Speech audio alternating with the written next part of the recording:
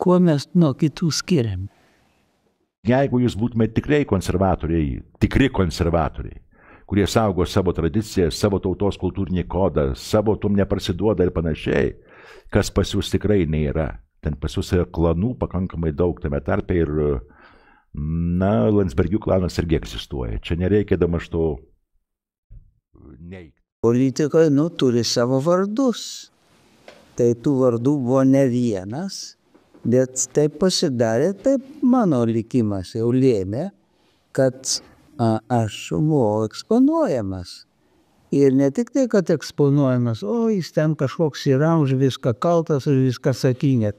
Ne, bet ką jis sako, tai yra svarbu. Jeigu svarbu pats Lietuvos egzistavimas ir ką Lietuva daro, tai tada svarbu ir ką tas žmogus Lietuvos vardu sako. Kodėl mes šitaip bandom nepasakyti tiesos žmonėms? Aš pasakydavau tiek, o ne tiek. Tiesa yra visai kažkur kitur, kitose lygmenyse. Yra pinigų pasaulis, pinigų valdžia ir taip toliau. O tai, ką tu turi, kad tu pačiupinėt, kaip Žemaitė sakė, jeigu aš galiu pačiupinėt, vadinasi, aš turiu, runkuosi. O apie tų, kūti ten jūs pliorpet, jūs ten manėjim siūluot, davelins nematė. Aš jau geriau tų, kur turiu, žvirblis runkuosi. Juk taip yra. O mes nenorim šito surasti. Mes išėjom iš to biudžeto patys kalti. Dabar niekas mūsų nemaitina ir kolūkių nemaitina. Sakėm, broliai kolūkiečiai, reikia pradėti patiems maitintis. Žemė yra. Štai imkis žemę, dirbkime. Žemė duos derlių.